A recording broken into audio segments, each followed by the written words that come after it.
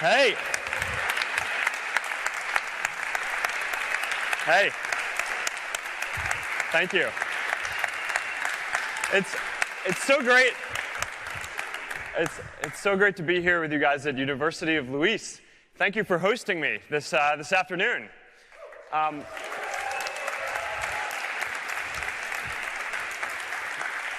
Now, before we get started, I want to say a few words about the earthquake.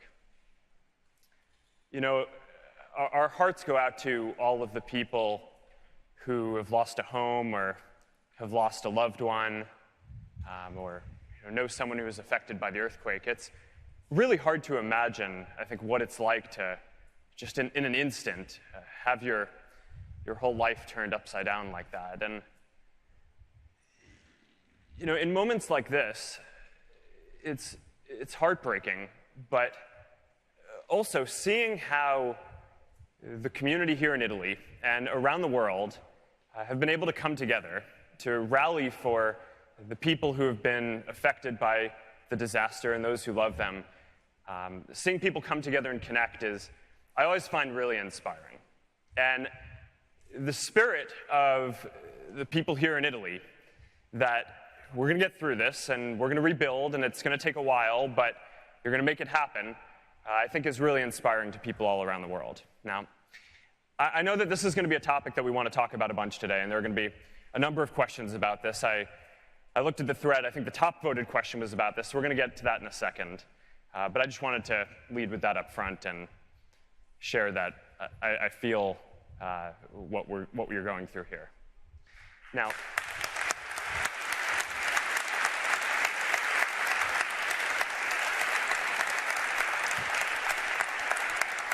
being here, being in this part of the world also brings out other emotions for me because I love Rome. I love Rome.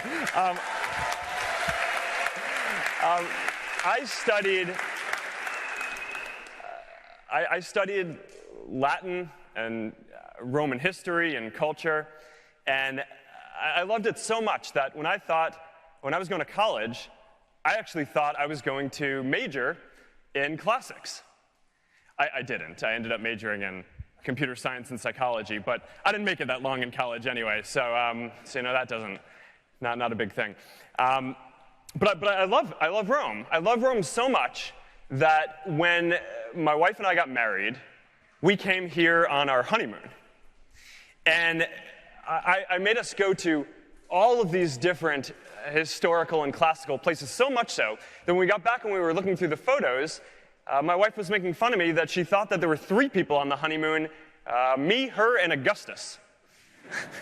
Because we looked at all the photos, were just different sculptures of Augustus around the city. You know, the Prima Porta, the Augustus's home, the Areopagus, all the favorites. Got to go to the hits if you're going to be here in Rome. So I love Rome. I love the culture here. It's great to be here with all of you today. I'm really happy to have the opportunity to share a part of Facebook's culture with you, which is these town hall Q&As. Now, every week, every Friday afternoon for probably about 10 years now, we've been doing an open Q&A where anyone at the company can come and ask me any question they want about what we're doing. And you know, I think it's this great cultural tradition that we have, not only for me to have the opportunity to share what I'm thinking and what's going on across the company, but also for me to be able to learn what people are thinking, right? And what I should be thinking about that I'm missing. So a few years ago, we started doing this with our community too. And we started doing town hall Q&As around the world. So I could learn not just from people within our company, but also people in our community all around the world, what we should be thinking about and doing differently. So that's what I hope to do today.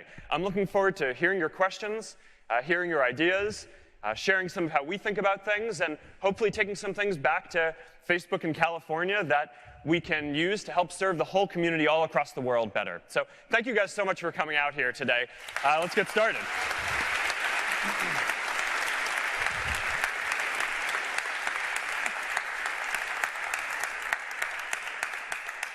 Thank you very much, Mark. So the top question, as you were saying before, actually comes from the thread and is related to the earthquake. It comes from Marcello. Mark, are you coming to Italy? And I'm really happy for it. Should be great if you could leave a sign here in my country to help the people of central Italy who lost everything yesterday night. Money, words, any possible way to help. Yeah, so, when I first learned about the earthquake, it just made me incredibly sad, right? And, our first reaction is we have to do everything we can to help out. And, since then we've been thinking about what are the ways that Facebook and our community can pull together to do the most that we can. Now, the biggest thing, and I think the most important, is this program that we run called Safety Check. And what it basically is it lets people, whenever there's a disaster, an earthquake, hurricane, attack, tell their friends that they're safe. Right? And it notifies them. It sends a notification. And I think that this is so important because when you're in a disaster, or when someone you love is in a disaster, all you want to know is that they're safe, right? Now, the safety check that we ran in the last week, because of the community here in Italy, was one of the most effective that we've ever seen across the world. And what that means is that of the people who are in the region that was affected by the earthquake, of the people who are on Facebook or use Facebook, almost half of them use Safety Check to mark themselves as safe, and that sent notifications reassuring their family that they were okay to more than 15 million people around the world. So that's a pretty important tool in times like this. But we also wanted to do more. So we started working with the Red Cross in Italy, and we gave them €500,000 in ad credits and sat down with them to help them use the Facebook platform to help get whatever they needed from our community, right? So whether that's supplies, volunteers, donations for blood, whatever they need, right? Because what I think we all know is that when a disaster like this happens, there's a lot of media attention for a short period of time, and people talk about it. But then the real pain and the real rebuilding happens over a long period of time, right? So you want to empower good organizations like the Red Cross who can stay focused on this for much longer than the cameras are going to be focusing on what's going on here. So that's what we're trying to do here. The third thing that I'm pretty proud of when I see is people who are part of the community here in Italy using the tools to rally, right, and support the community overall. So one story that particularly touched me was there was a restaurant that posted on their Facebook page that for every dish of, I hope I don't mispronounce this, amatriciana, how are we doing? All right, good, thank you. That they serve, they're going to set aside €1 to go to the disaster relief effort. And they used Facebook to not only say that they were doing this, but encourage other restaurants around the country to participate as well. And so far, 700 different restaurants have signed up to do this pledge as well. And that's just an awesome example of this community coming together to help other people in Italy and all over the world, wherever you are. And that's the kind of thing that I feel like we can uniquely do, and we have a responsibility to do, and we want to do to make sure that we can help the folks who are here as much as possible. We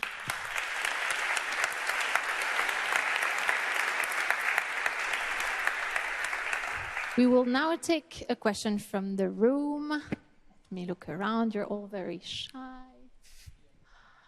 You had a question, so don't forget to stand up, present yourself, and you can make your question. Hi, Mark. I'm Alessio. And we have all seen the incredible success of Pokemon Go with its augmented reality. And how much do you think this is going to change our social life? And if Facebook will manage to change our life as much as Pokemon Go with its Wear, Oculus Rift? Thank you. I'm glad you asked that. Because, the real reason I came to Rome was to find some rare Pokemon.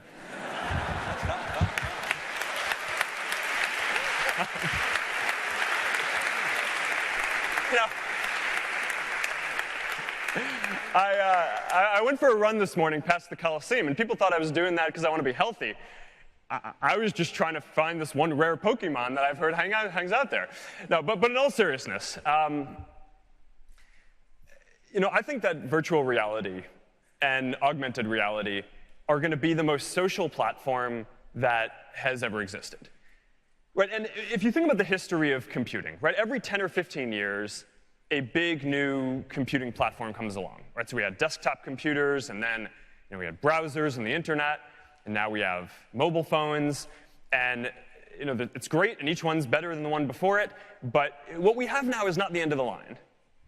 Right? We're going to get to a point where in 5 or 10 years, we're all using virtual or augmented reality, probably more like 10 years than 5 for everyone to use it. And the thing that sets virtual reality apart is that you feel like you're really there, like you're present.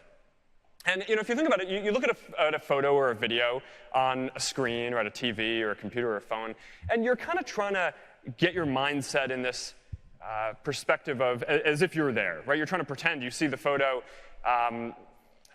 of something, and you're trying to kind of imagine what it's like to be there. But virtual reality is different because it's programmed to work exactly the way that your brain does. So if anything, when you look at it, you feel like you're in that place, like you're present. And if anything, you're trying to convince yourself that you're not actually there because as you look around, you're seeing as if it's the real world. So you can imagine in the future how you're going to be able to feel like you're right there with another person who couldn't necessarily be with you in person, right? So I think about my family, right? When I'm not there, I'm my daughter, right? I mean, she's in California right now, right? And I miss her, and I think to be able to feel like I'm right there with her would just be a really powerful social experience I'm going to want to have. Now, in terms of augmented reality, right, so there's virtual reality where you feel completely immersed, and then there's augmented reality where you kind of are adding virtual elements onto the world. And what I think we're going to see there is that that's going to come to mobile phones first before we get some kind of smart glasses that overlay stuff in the world. So you're going to see apps like Pokemon Go. You're going to see things like face filters like we have in our Masquerade app. We just launched this test for the Olympics in Brazil and Canada where people could support their country by putting face paint on. We didn't launch it here in Italy because it was just a test to start, but we hope to once we get that further along. And I think that there are going to be a bunch of tools like that kind of overlay real things from the world on top of your experience and help you share things that we're going to see soon.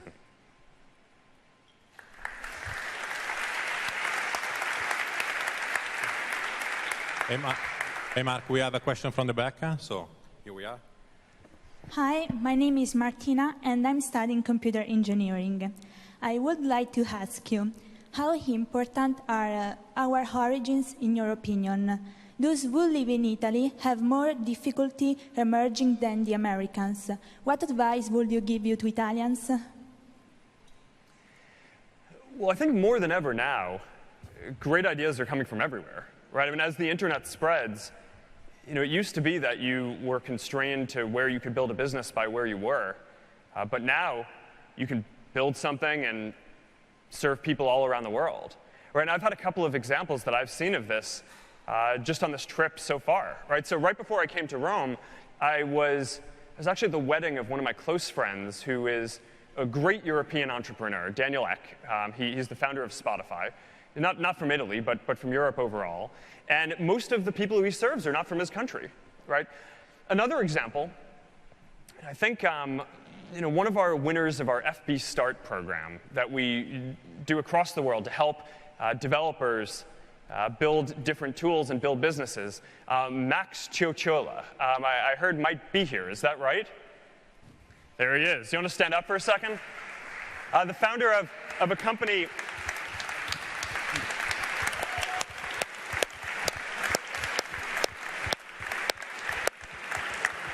Thanks for coming out. I think you're doing great work.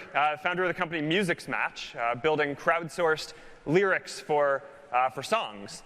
And I think what we're seeing though is that more than ever now, we have the ability to wherever we come from to put an idea online and see where it resonates. And I think in Italy especially, what we see with the community here is that more people use Facebook to actually connect with businesses, small and medium businesses, than almost any other country in the world. I think it's about 29 million people in Italy are on Facebook. So it's about 90% of people who are on the internet. 9 in 10 of people in Italy are connected to a small and medium business, which is a standout for what we see across the world, which I think means that if you're interested in starting a business here in Italy, that's a pretty good entrepreneurial culture and community that you have here of people who want to engage. So I'd be optimistic and just focus on what you want to build and bring it to the world.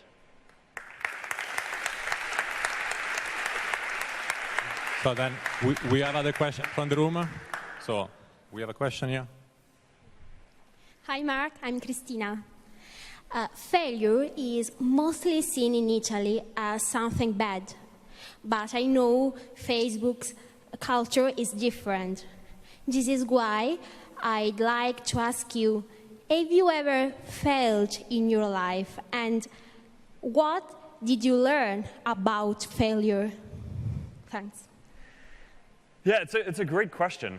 I think a lot of entrepreneurship is learning as quickly as you can, right? Because no one starts off knowing everything that they're going to need to build something. So the best thing that you can do is not study as much as you can before, or not pretend that you know everything. It's go into it with this mindset that your job is to learn as much as you can as quickly as you can. And try to have this mindset that in the end, I don't think we're judged by our failures. I think we're judged by the change that we make in the world.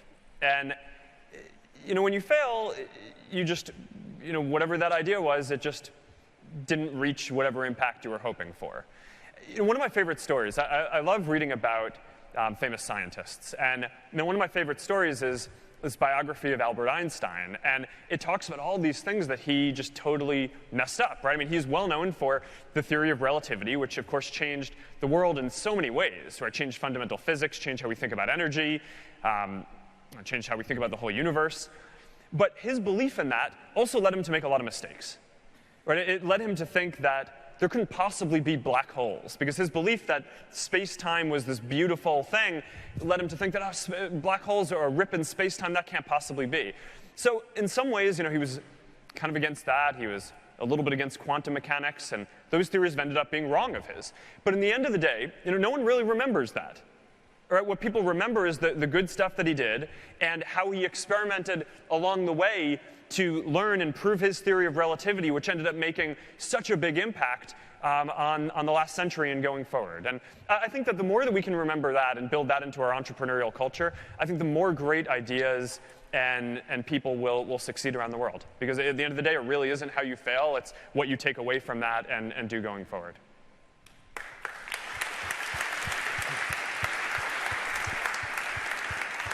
Now we have another question from the thread. We also need to respond to the questions arriving from the thread. So it is from Giacomo, from Lewis University, so one of your colleagues. He would like to know something quite personal. So what are the 3 top personal qualities to reach the top, in your opinion? So I think if you want to build something great, you should focus on what the changes that you want to make in the world. Where that to me is number one. Where I see too many entrepreneurs who decide that they want to start a company before they actually know what it is that they want to build. And to me, that just seems backwards, right?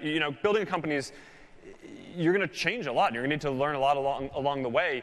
So it really makes sense to go in with an idea of what the impact is that you're going to want to do, not that you want to have a bunch of people working for you or want to start a company or something like that.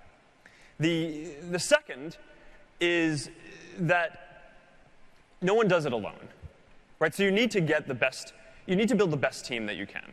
I think that there's this myth in the world that of kind of the founder, right? The individual. A lot of people, they talk about me in Facebook, and it drives me a little crazy because I think that understates that this is a big team effort, right? I mean, we have a lot of people working on Facebook now, thousands, And even at the beginning, there were a bunch of people who were working on it.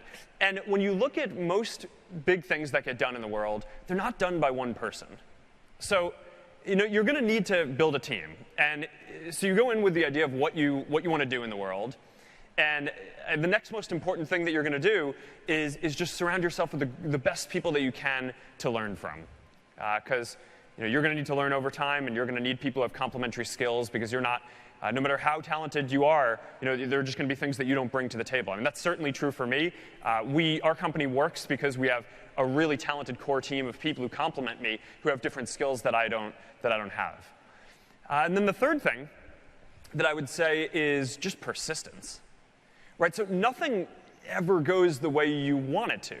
Right? People talk about overnight success, and that's not the way it works. Right? Overnight success happens after you work for a long period of time to build something. Then one day you wake up and people are like, oh, this is successful. It just appeared. And that's never how you experience it when you're actually working on it. And so when you're building something, you're just going through all these trials and tribulations along the way.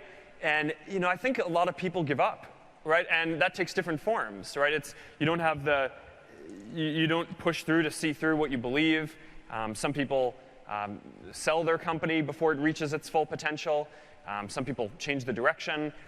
Some people leave. But I think that the biggest things that have gotten done in the world tend to be done by people who primarily believe in a mission and are not trying to build a company, first and foremost. By teams, not by individuals, and by people who just don't give up.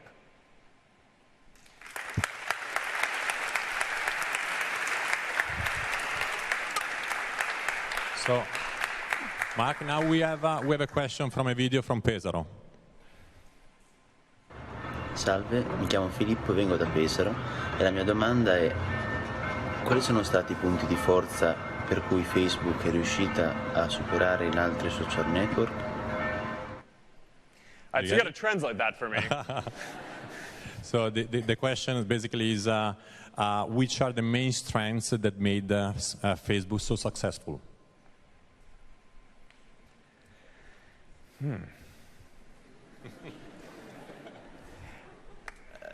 I think it's that we focus on learning, right? The last question was a little bit similar in that, I think in order to build an organization, you want to build an organization that's focused on mission and your purpose above all, that has a strong team and that is very focused and doesn't give up when things get tough. But, I think more than anything, you also need to build an organization that is focused on learning, right? And, great ideas come from everywhere, right? They come from listening to our community. They come from our employees. They come from doing research. They come from other companies who are doing interesting things in this space. And our job is to just learn as much as we can to build the best things that we can for our community, right? So I can give you one of my favorite examples about this. I think when you're building a company, you want to set yourself up to just learn as quickly as you can. And for us, one of the ways that we do that is by empowering all these different people at Facebook. We have thousands and thousands of engineers. And if every idea had to go through me, then the company would probably go pretty slowly, right? If everyone had to run by me what they wanted to do. So instead, what we've done is we've built this whole system where any engineer can just experiment with their own idea, right? So you can build something, you can try something out, and you can release it to the world, not to the whole community, right? So not to more than 1 billion people, but you can roll it out to maybe 10,000 people or 100,000 people, or a lot of people in the community to see how they like it. And you get feedback, right? So every engineer does this, and they get feedback on, how their idea and their version of Facebook that they have built helps people share. Does it help people more than the other versions or less? How connected do people feel? How happy do they feel? How informed do they feel by the news and their news feed? How much do they enjoy the ads or the businesses that they interact with? And when someone ships an idea that's good, then we incorporate that into the version of Facebook that we ship for all billion people around the world. And if it's not a good idea, then we catalog it and we write down what the idea was, so that way we don't keep on repeating it.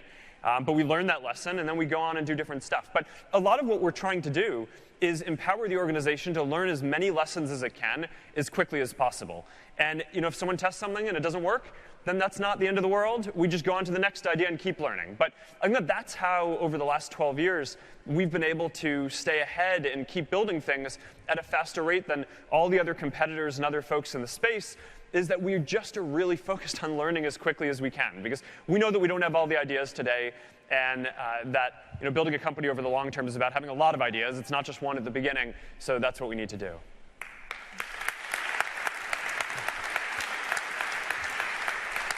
So now we're going to take another question from the room, and I know there was one here. Don't forget to present yourself. Hi, I'm Alessandro, and I have a question about your plane, Aquila. How did you get this idea, and how do you think it's going to influence the future of undeveloped countries like Africa, where people still don't have access to the internet? Yeah. So if you want to connect everyone in the world, helping everyone get on the internet is really important, right? And it turns out today, even though we all have phones, right, and use the internet, that more than half of people in the world today are not on the internet. So that is just a really important problem that we want to help solve for the world in the next 10 or 15 years. And it turns out that the internet is really important for a lot of people beyond just staying connected, and beyond knowing what's going on with your friends and family. The internet also helps deliver really important tools like education, right? If you live in a place where there's not a good school, then the internet's one of your best bets for getting education information. But if you live in a place and you don't have access to a good doctor, and you want to know if your child is sick or something like that, then the internet is one of your best tools to be able to do that. So there's a lot of research that shows that for every 10 people who get on the internet, about one person gets lifted out of poverty and new jobs get created. So for 3 or 4 billion people around the world who are not on the internet, one of the best things that we can do is help connect everyone around the world. And it turns out that there are a few big issues that are blocking people from using the internet. So the first is kind of the infrastructure, right? There are a lot of people who, even if you had a phone, there would be no network around where you are, right? And that's the problem that Aquila is trying to solve, right? If you live in some remote area, then what we're going to do is we've designed this plane that can fly over your village or your town, and can stay there for 3 or 6 months at a time. And it's almost like a cell phone tower in the sky, and it beams down internet access to people so that way they can have access to the internet no matter where they are. There are other problems too, right? So another problem is cost, right? So it's not just some people have access, there is internet where they live, but they can't afford to use it. So for that, we need to do a number of things. We need to make it so that we make the cost of using the internet cheaper. And we can do that both by making data rates less expensive, we have programs to do that, and by making it so that our apps use less data, right? So that's a big effort that we have. And in the last few years, we've actually made it so that our Facebook app uses 1/10 as much data as it did before. So if you're paying per bit to use the internet, then now using Facebook costs only 10% of what it did before. So there's a lot more that we can do and empower other developers to do. And the third category that I think is important to talk about too is that there are a lot of people who actually can afford to use the internet, and there is a network, but they didn't grow up with the internet, right? Maybe they didn't have a computer, or they just never used the internet. So if you go up to them and you ask, do you want to pay for a data plan? Their first question is, why would I want to pay for a data plan? So we need to show why the internet is valuable. And that's why we have this program, Free Basics, which goes and gives people some free services on the internet for free, which then after people experience the internet, they end up realizing why it's so valuable to connect and connecting more broadly. So the internet connectivity efforts that we've done at Facebook so far have already connected more than 25 million people around the world. It's a small impact against the billions of people who don't have access and need it, but we're ramping up, it's growing quickly, and I think efforts like Aquila are going to help a lot on this too.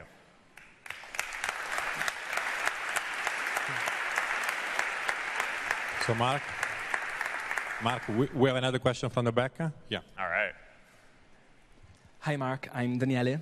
You talked about the safety check earlier, and I'd like to ask you, is it going to change in the future? Will users be able to activate it on their own, perhaps to alert other people? How's it going to change? Thank you. Yes, it is.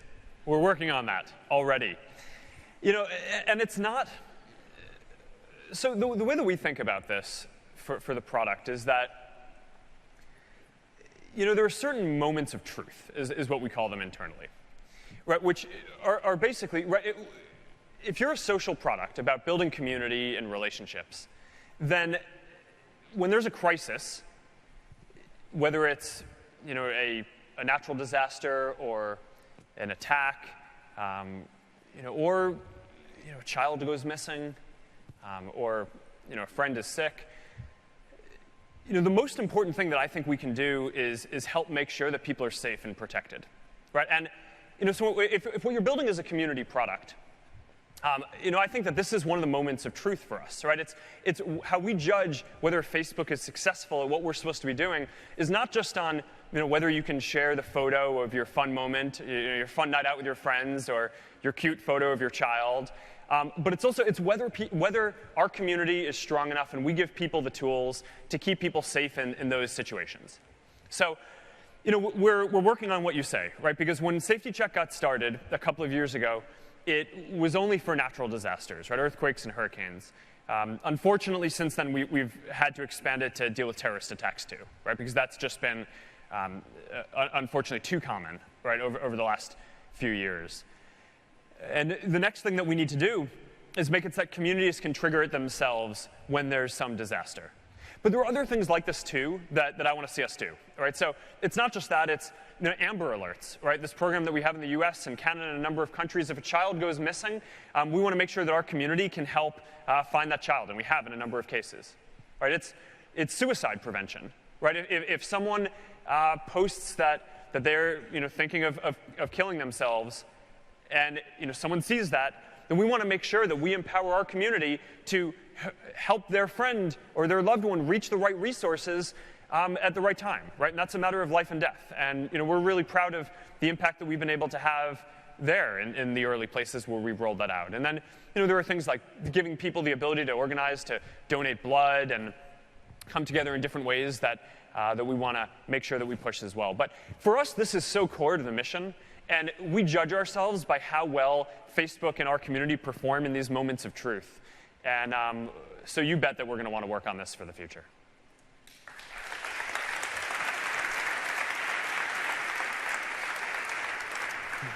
So, Mark, we have now another question coming from video. Teo Kim from Canada. Hi, Mark. My name is Taehu, and I'm a second-year medical student in Canada, originally from South Korea. Today, I'd like to ask you how you motivate yourself at work to stay on track.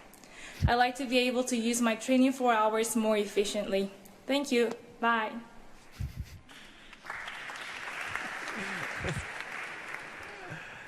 I don't know. You know, I don't actually, I mean, I think I could do a lot better at that. So I'm not sure I have the answer to that. Although, you know, I think that's the answer. So,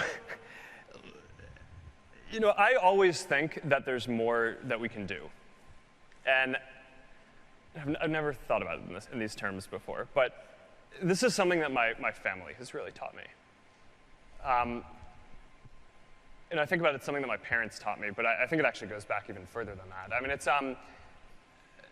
you know, in the United States, you know, people come as immigrants, right? And, you know, it's people who come because they have hope that they want to make their life better and for their children, and they come and they work hard. And my grandparents, you know, grew up and went through this economic depression and sold whatever they could on the street, right, to make sure that my parents could grow up and have a good life. And they taught them that you had to work hard, and that they passed along this hope that you could just kind of always do better, and that you could always use your time better and have a bigger impact on the world. And my parents took that, and then they studied really hard, right? Because my grandparents kind of made them. They pushed them. That was the big push. And they wanted to do more. And my parents both became doctors.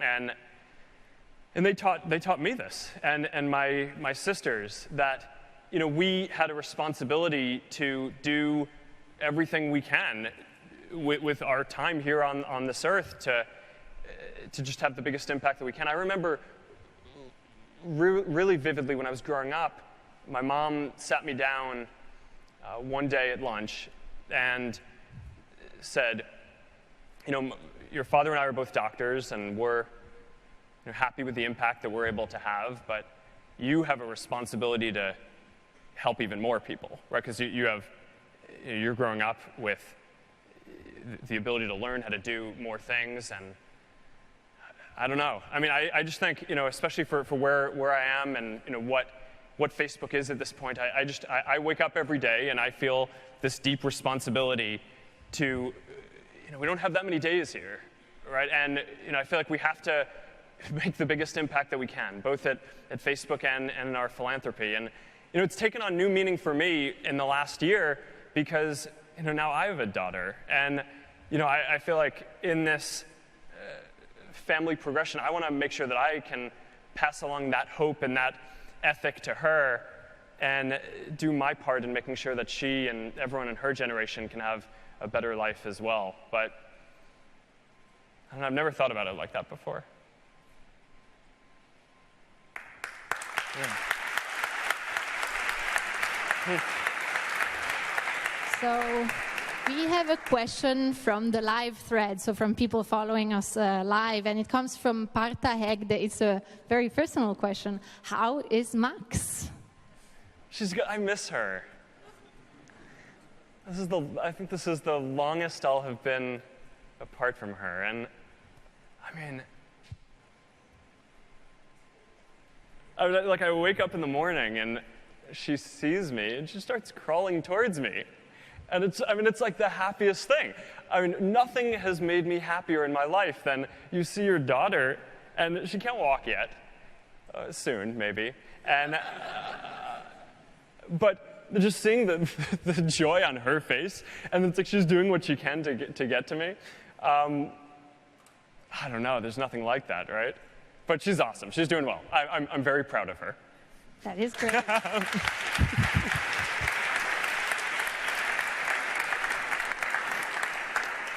We have a video now, another video from Davide from Napoli.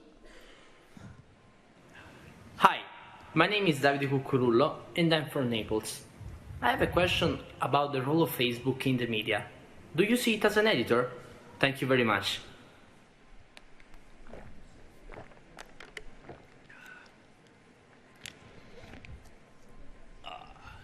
No.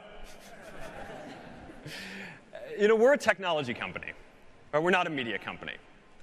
Right, so when you think about a media company, it's, you have people who are producing content, who are editing content, and, that's not us. We're a technology company. We build tools. We do not produce any of the content.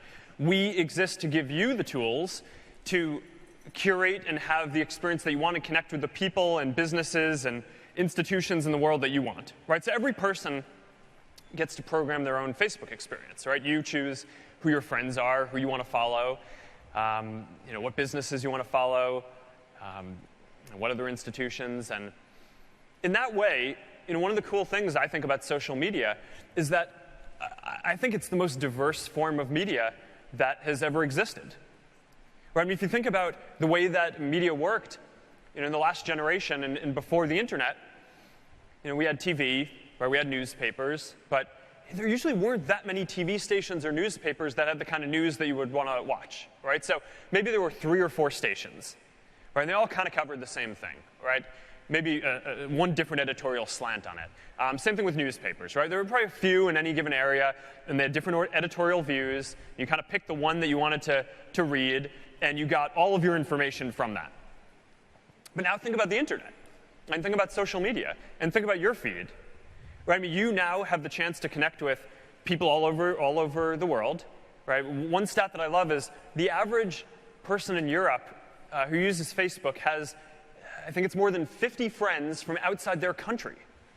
Right? So now you're not just getting your news from around you, but you are connected to and getting updates from people all around the world, right? All around the continent and all around other places.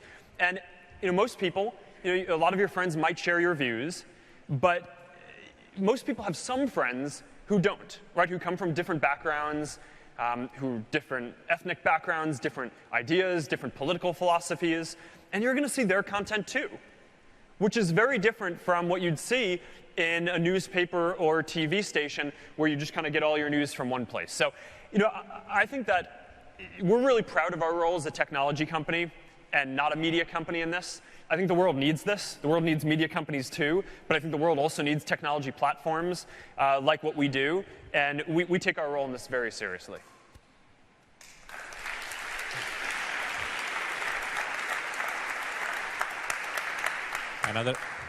Another question from the back. Here we are. Hi, Mark. It's Alessio. Have you ever thought that Facebook has changed and maybe ruined how people communicate each other? I mean, I'm a frequent user. I'm not saying anything bad, but it's true that in the past, people used to communicate with real smile, face-to-face, more often than now. So, isn't it? No. If I thought that we ruined communication, I'd just change our product. I mean, think about it. If you were working on something and you thought you broke something that was really important in the world, wouldn't you just change what you were doing? I would hope so. Getting some blank faces. When you start businesses, I hope the answer to that is yes. Here's how I think about this. Facebook doesn't. People don't mostly use it for communicating, for replacing the face-to-face interactions that they have. It's for making it so that you can communicate with people who you wouldn't otherwise have the opportunity to connect with, right? So when I'm hanging out with my family or with my wife, I don't go to the other room and then talk to her on Facebook, right? I mean, that would not be good, right? I mean, nothing replaces face-to-face interaction. Although in the future, hopefully virtual reality will help get close for when you're not there. But what it does is it gives you the ability to stay in touch with people who you wouldn't have the ability to do that with otherwise. Right? So my sister lives on the other side of the country from me, and I want to know what's going on with her kids. Right? So I can see her updates on Facebook, right? And she can send me messages on Facebook Messenger and WhatsApp throughout the day, keeping me posted. And if she didn't have those tools, then I'd have to wait until she traveled out to California, or I traveled out to New York, or I got on the phone with her, which unfortunately just happened more rarely than I'd like. And I think we can all kind of relate to this. There are probably people in your life who you wouldn't be in touch with if you didn't have those updates in the background. Maybe you're not close with them enough to go visit them or to call them, but you like seeing what they're up to from time to time. And that's what Facebook does. And I definitely don't think that that's ruining anything. I think that that's augmenting what we already do. Right? We have the tools to stay connected with the people who are right around us who we love the most.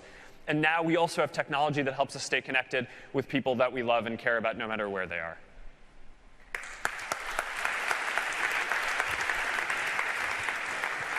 So, Mark, we have another question from the thread from Alessandro from Milan. He asks, where did you study Latin?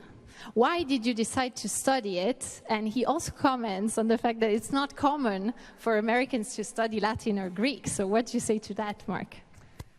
Well, so I started studying when I was in high school. And I have to be honest here. I'm not very good at languages. I actually started initially studying Latin because when I was in middle school, they offered Spanish and French, and I was terrible at both of them. And I love languages, I'm just really bad at them. I've actually studied 7 different languages in my life, if you count English. And, but the part that's really hard for me is speaking. So Latin, you don't have to speak. So that's how I got into it originally. And then I just kind of fell in love with it. I'm like, all right, this is awesome. I love the culture. I love the history. I love learning about stuff. I was thinking about this on the way over. I'm like, all right, gotta be able to relate. There's so many good classical Roman entrepreneurship stories. I gotta be able to drop one at this town hall Q&A. Or else, what would this be? What would this whole trip to Rome be if I couldn't talk about Latin in some way? So, So I'm going to go pretty basic on this. How many of you guys have studied or read the Aeneid? Okay. Wow. How many of you guys study Latin? All right, there you go. All right, good. And there are a lot of people who are watching this live who have not studied Latin or read the Aeneid, and who I think will appreciate this bit of Roman culture. So, one of my favorite stories that I think of as like the ultimate entrepreneurship story is the Aeneid, right? Because basically you have Aeneas and his family and his crew. They're leaving Troy, right? The Greeks have just burnt down their beloved city, and they're looking to find the next place where they're going to live, and found a new place. And they leave, and unbeknownst to Aeneas, he has really angered the gods. So immediately upon leaving, there's this huge storm in the water, and the vast majority of their ships are just immediately destroyed. So not only has their city just been burnt to the ground, but now most of the crew who made it out and fled the city did not make it through just the first part of the voyage too. And there's this very famous line, which is probably my favorite line of all Latin. I think it's line 202 of the first book, although I may be wrong. Forsan et haec olim meminissa iuabit. And he says, as he is kind of on these rocks being beached, that this is a terrible situation, but perhaps one day we will even look back on this fondly. And of course, he goes on to found, to later, his progeny goes on to found Rome, right? One of the greatest cultures and cities in the history of the world. And I kind of think about this. This is like the perfect entrepreneurship story, right? I mean, the guy has a clear mission, right? I mean, he's not out for himself. He is out there to serve his people and his community and build something much greater than himself. He wants to found a new city for his people, and a great city. And he's not doing it alone, right? I mean, he has this whole team of people, and the fierce spirit of the Trojans, and of course it doesn't help to have some gods on your side, which I think is probably true in entrepreneurship and building a business too. But more than anything, he doesn't give up, and he just kind of keeps on pushing and pushing, and he succeeds. And now we all have this beautiful, amazing city. At least because of the myth, right? That was him and his crew. And I just think that's kind of the perfect entrepreneurship story of mission, team, perseverance, everything that you need to do to build something great and lasting in the world in one of the most beautiful classic Roman and Latin pieces of art.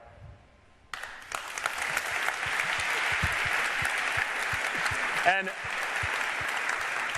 I know we're here to talk about technology and not Latin, but you gotta humor me, because I love this stuff. There's no way I'm gonna come to Rome and not tell a Latin story. So looking for question.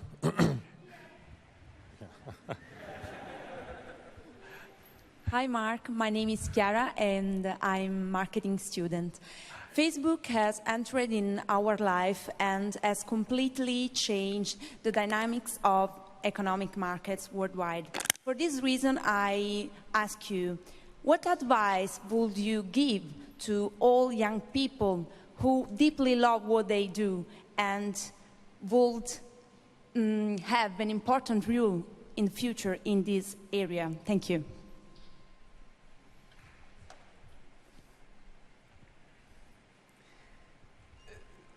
The most important thing that I think I can say is that you have the tools to build what you want. Right? I remember when I was studying computer science in college for that short period of time that, I remember thinking, okay, I'm taking these classes, but one day somewhere out there are people who do this for real, right? I'm just learning these classes, but there's real programming. I remember actually really specifically the night that I released the first version of Facebook, thinking that some other real company out there was going to build this for the world, because there was no way that a bunch of college students who didn't know anything about business were going to be able to build something like this better than big companies that had thousands of engineers and were already serving hundreds of millions of people and had millions of servers and all that. But it turned out that we actually kind of knew what we needed to, right? And there's some media myths about entrepreneurship that I think are actually pretty disempowering, right? The idea that you have to do everything yourself, right? That there's kind of the founder myth that we talked about before. I think it's really disempowering because it makes you feel like if you can't do everything yourself, then maybe you can't build something. But I think it's wrong, right? I mean, nothing great has ever been built by just one person. Similarly, I think there is a lot of mythology that great ideas or things that are big come fully formed as an idea. And if you don't kind of have your big thing that you want to go do, then you should go home because you can't compare to the other people who do. But that's not how anything works in the world, right? Nothing ever comes out fully formed, right? People start because they have something that they care about, and you work on it, and you care about it. And a lot of the time, I think it's just because you care more that you end up succeeding and pushing hard. I think that's definitely the story of Facebook. Right? There was no reason why those other companies couldn't have built what we built. We were college students who had many fewer resources. We built it because we just cared more when they didn't. And I think the same is going to be true for you and a lot of other folks as well. And so if you just believe, which I think is true, that you already know what you need to and you have the tools to go into this and at least get started. Right? You're going to learn a ton along the way, but you know what you need to get started, then you can go for it.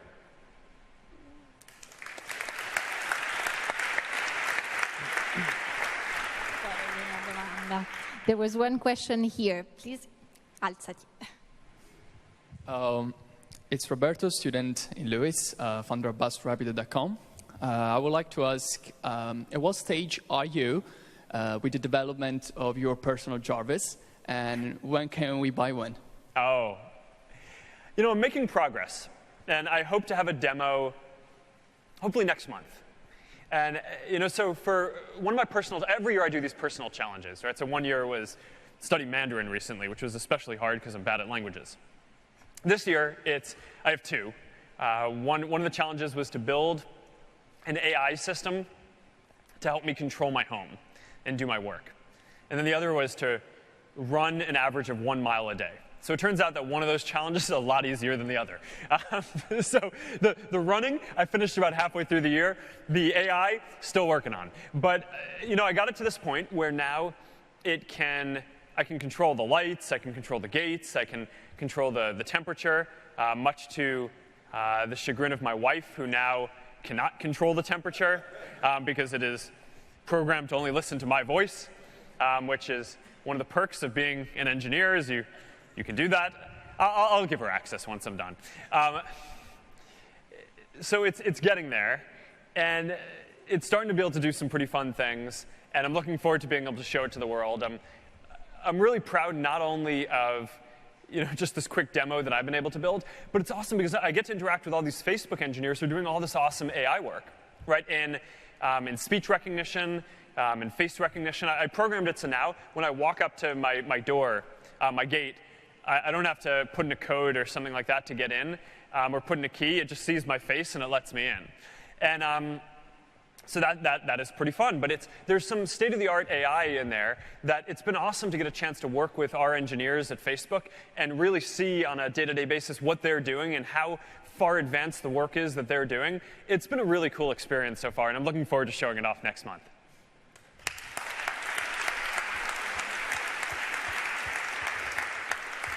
So, Mark, we have a question from live from James de Paula Mark from Brazil. And the question is, what's the future of education and how internet can improve it? So one thing that we're really focused on is personalized learning.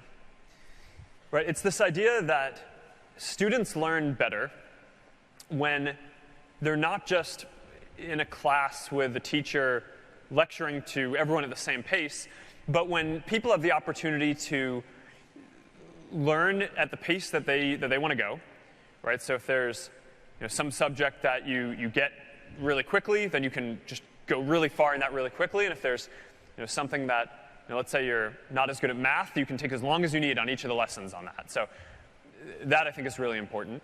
And then the other aspect of personalized learning is giving people the tools to learn in the way that fits them. All right, so some people will learn best by partnering and working with other students, or by listening to a teacher or talking to a teacher. Some people work best by playing games. Right? Some people work best by watching videos or doing practice problems. And what we want to do is enable all students across the world to have the tools that they need to learn in the way that suits them, at the pace that suits them. And that's something that I think the internet can really help with. Right? It can help give teachers the tools that they need to teach their students in this kind of a personalized way. So this is something that we're working on both at Facebook, by building software for personalized learning, and we're really happy. We now have this in more than 100 schools, starting in the US, but hope to have this all around the world pretty soon. And it's a big focus for us on our philanthropy as well. The Zekrebirg initiative, our big effort to help improve education, among other things around the world, is also funding a lot of different personalized learning models to help spread this kind of model. But I think I'm really optimistic about personalized learning. The results that we get from the initial schools who are doing it are really good. It shows that students who are at the top of their class can get really far ahead just by learning as quickly as they can. Students who might be falling behind now don't need to fall behind because they can just take as long as they need to on the lessons. The results are really good, and I'm really excited to get this into more teachers' hands and more students' hands around the world.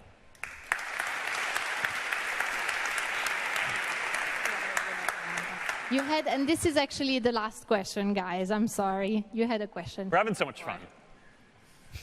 Thank you. Hi, Mark. I am Maria Sole, and I'd like to ask you, how did you manage to keep your composure when you became so famous as you are? Thank you. Oh.